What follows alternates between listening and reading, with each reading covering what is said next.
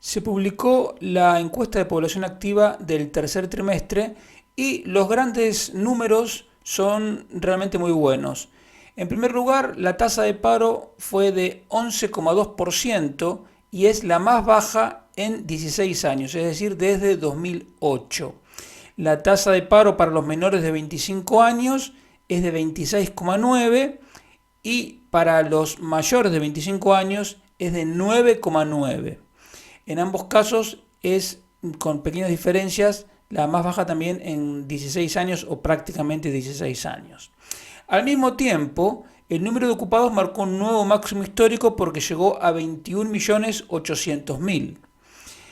Y en cuanto al número de parados, son 2.750.000, que también es el dato más bajo en 16 años.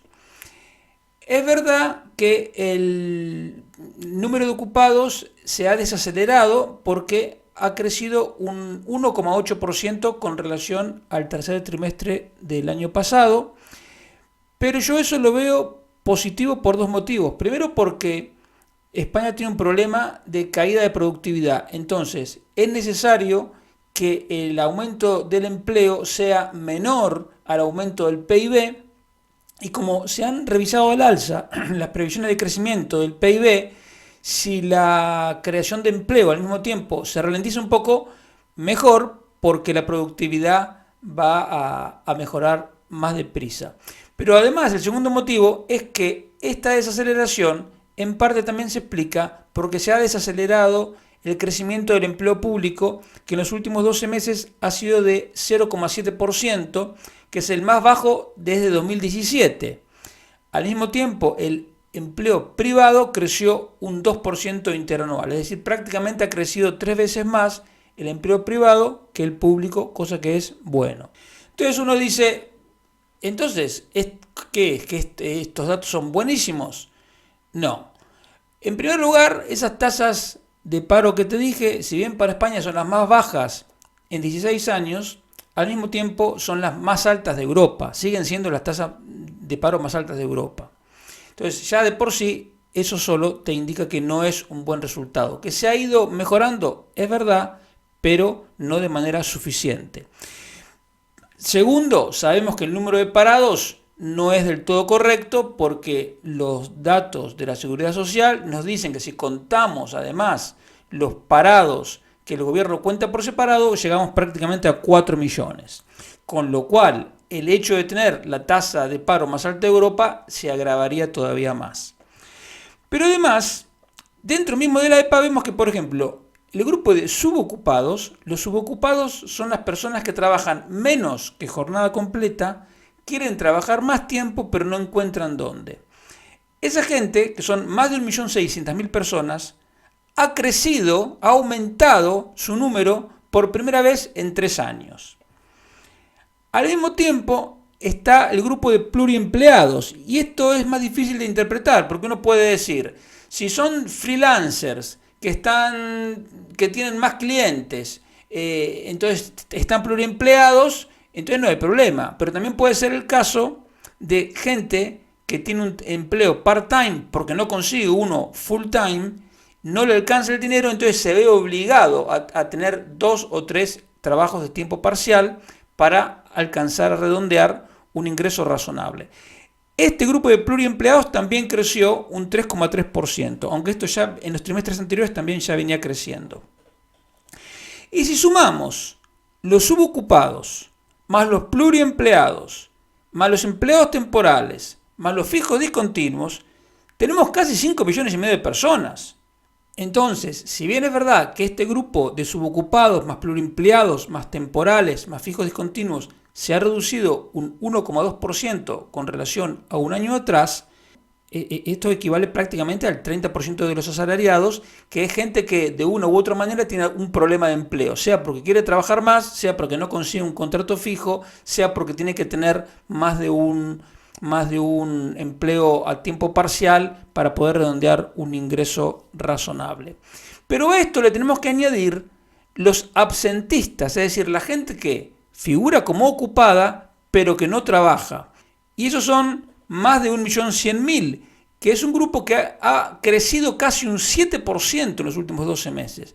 Y lo que es peor, ya van 6 trimestres seguidos en que el número de ocupados que no trabajan crece más que el empleo total. Lo que una vez más, como ya te vengo comentando, da que pensar que parte del empleo que crece es simplemente para reemplazar a gente que no está trabajando. Entonces, si eso es así, el récord de empleo también resultaría no solo insostenible, sino mentiroso, digamos, porque se está produciendo de manera artificial. Y ese es precisamente el problema de fondo que tienen estos datos de la encuesta de población activa.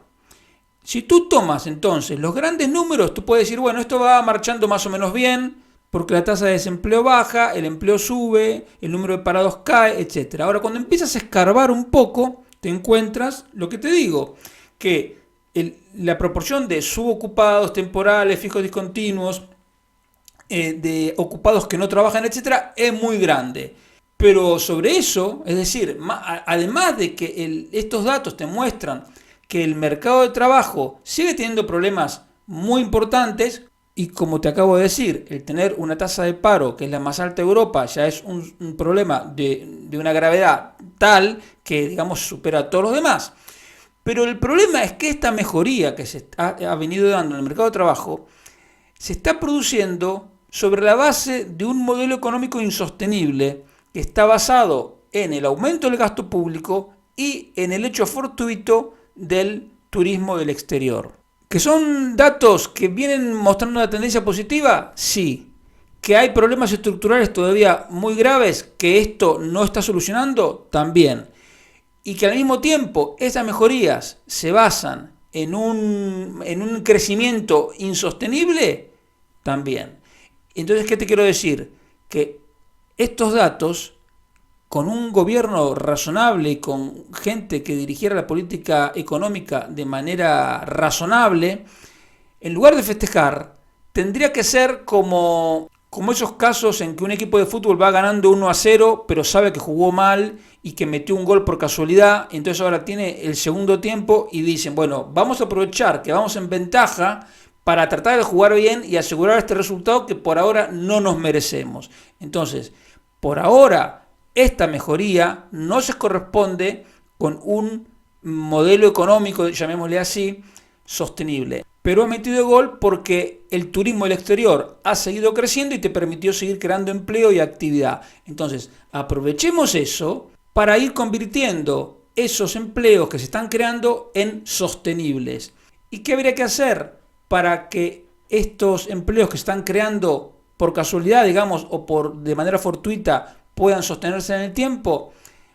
Básicamente habría que eliminar los riesgos de carácter fiscal, es decir, reducir el déficit fiscal bajando el gasto público, de manera tal que baje la prima de riesgo, que los inversores puedan planificar a largo plazo sin tener la amenaza continua de nuevas subidas de impuestos y, idealmente, hacer reformas económicas que reduzcan los costes de producir en España. Pero ¿qué es lo que estamos viendo? Que el equipo de Sánchez, lejos de admitir que va ganando por la mínima, prácticamente por casualidad, salen al segundo tiempo pensando que son el Barcelona de Messi, Iniesta y Xavi, y que entonces salen a ver cuántos goles más pueden meter.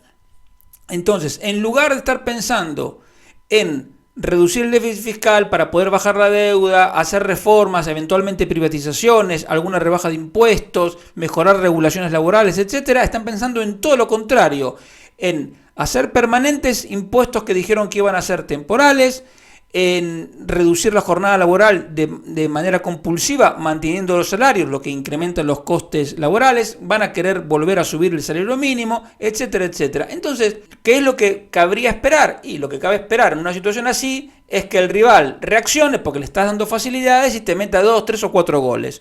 ¿Cuánto puede pasar? No sabemos, que dependerá de lo que dure el segundo tiempo, dependerá si finalmente hay elecciones o no, pero lo que te digo es, estamos teniendo unos resultados del mercado de trabajo aceptables, en parte artificiales, porque, como te digo, el número de parados es mayor y el número de ocupados en parte está inflado por la gente que no está trabajando, pero en lugar de aprovechar para hacer reformas y hacer que esos empleos sean sostenibles, se está haciendo todo lo contrario. Lo segundo que te quería comentar, vinculado con lo anterior, es la evolución del número de empresas con empleados. Porque si tú separas, por un lado, las pymes, que son empresas con hasta 249 asalariados, y por otro lado, las grandes empresas, es decir, aquellas que tienen 250 asalariados o más, encuentras una importante bifurcación. Por un lado, las pymes están prácticamente planchadas a lo largo de los últimos 5 años, cuando durante el mismo periodo el número de grandes empresas ha crecido prácticamente un 20%. Ahora, esta bifurcación en realidad es todavía mayor cuando tú desglosas dentro del universo de las pymes, porque te encuentras que por un lado, a lo largo de los últimos 5 años, es decir, comparando septiembre de 2019, antes de la pandemia, con septiembre de 2024, te encuentras que hay prácticamente 20.000 micropymes menos que hace 5 años. Eso es prácticamente un 2% menos. Pero al mismo tiempo, el número de empresas pequeñas, es decir, en este caso las que tienen entre 10 y 49 asalariados, ha aumentado en 15.000, que es prácticamente un 10%. Y las empresas medianas han crecido un 7,5%, que vienen a ser casi 2.000. Y por otro lado, lo que te decía, de las empresas grandes, que son 800 más, es un crecimiento de prácticamente el 18%.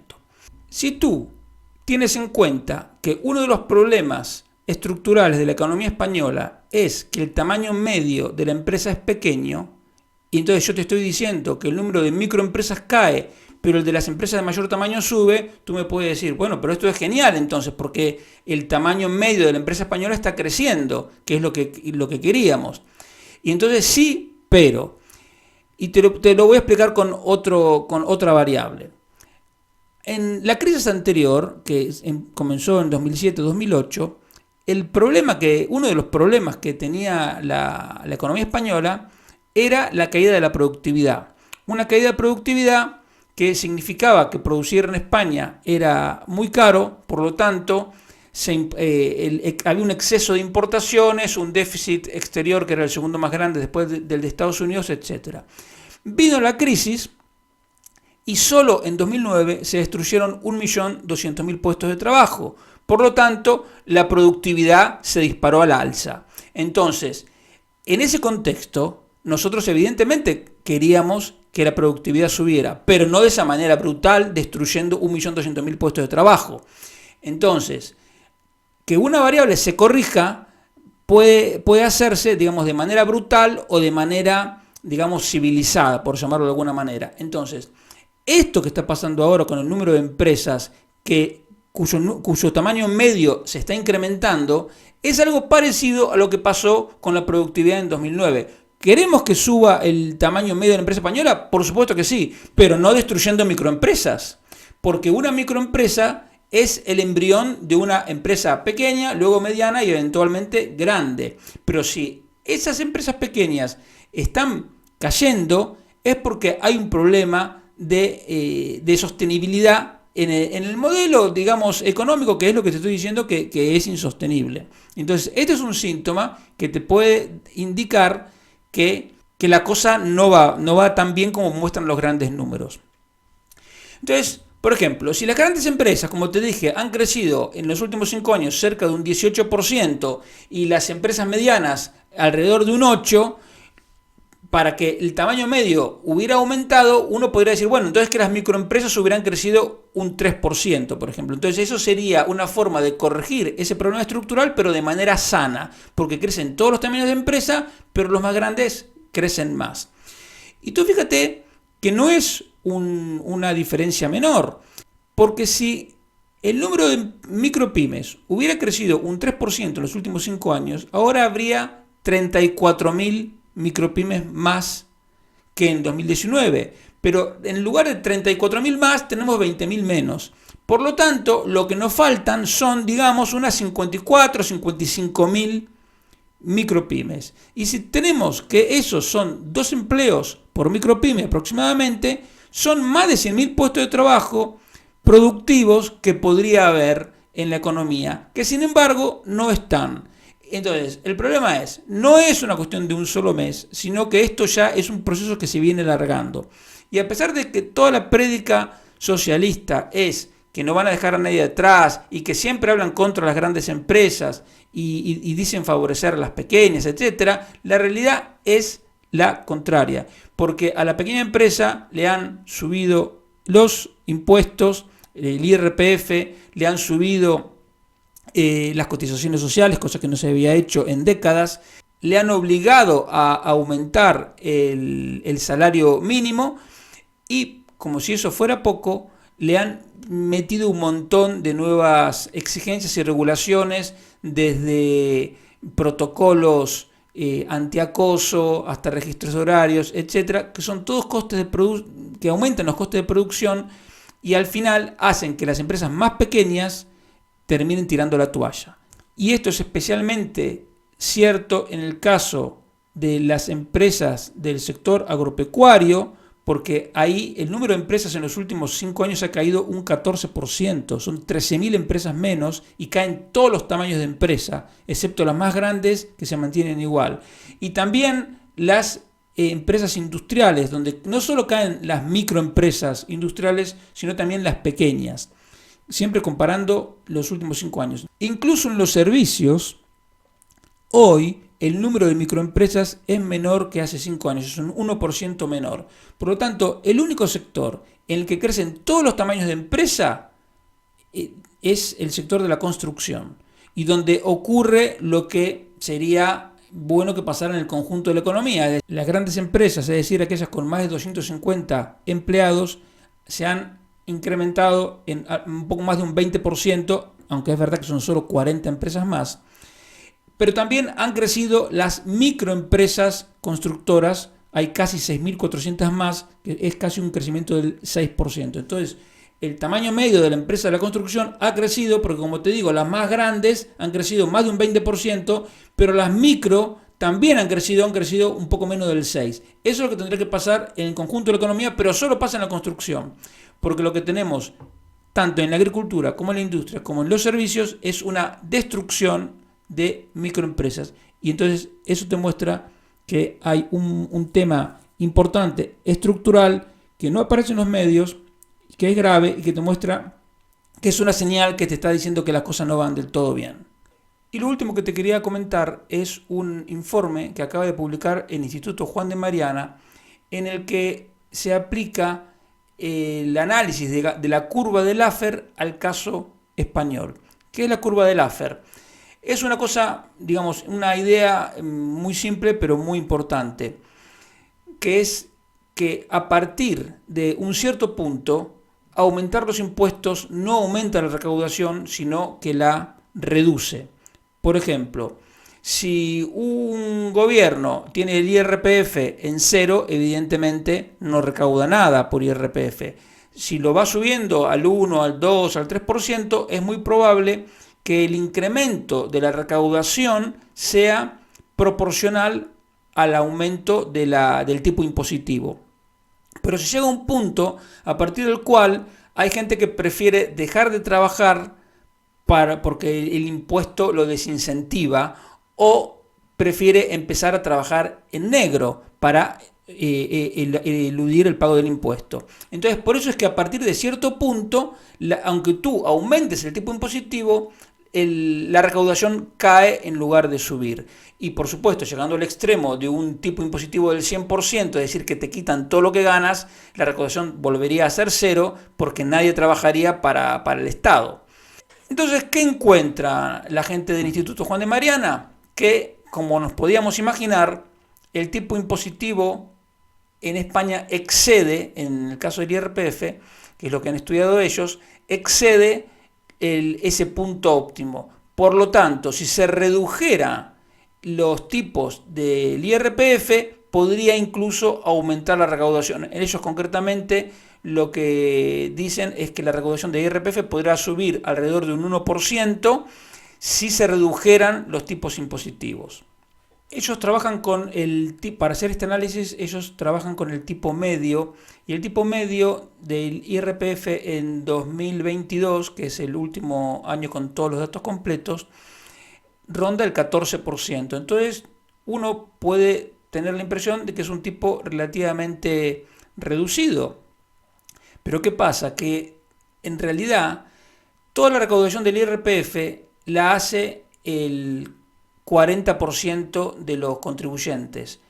Por lo tanto, el 60% que no paga o paga prácticamente nada de IRPF, en realidad lo que hace es tirar para abajo el tipo medio, pero en realidad si nosotros tomamos el tipo medio de los que realmente pagan IRPF, que es el 40% de mayores ingresos, tenemos que el tipo medio de ese grupo, de ese 40%, ronda el 35%. Pero más allá de eso, digamos, eso es para que entiendas cómo es que el tipo medio es nada más 14%. No, en la realidad es 14% para todos.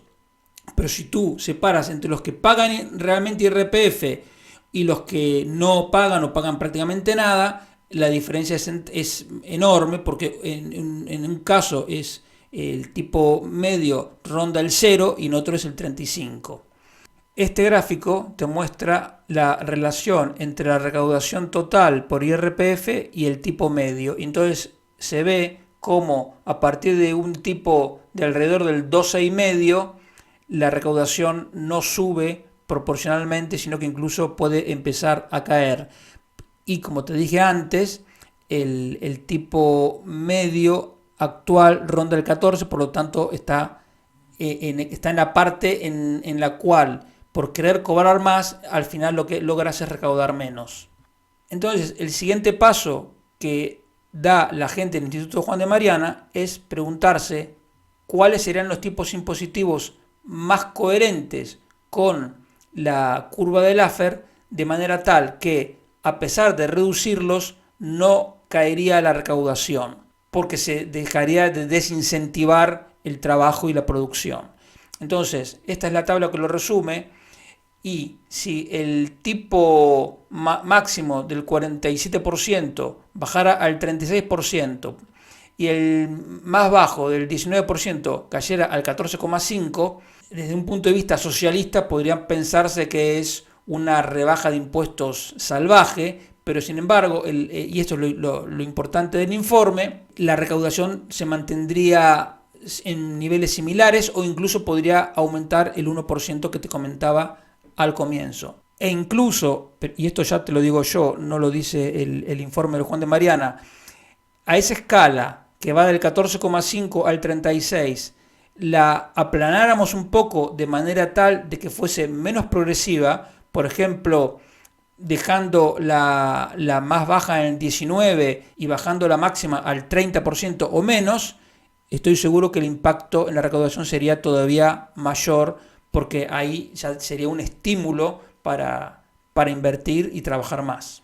En síntesis, lo bueno de este informe, que puedes bajar gratuitamente en la página web del Instituto Juan de Mariana, es que lo de la curva de Laffer no es solo una teoría, digamos, un invento, una hipótesis, sino que lo han aplicado al caso español y ratifican lo que te dice el buen sentido, que cuando tú intentas sacar más jugo de una naranja, ya llega un punto en que ya la naranja te dio todo el jugo que podía y no queda más jugo, cosa que los socialistas no entienden.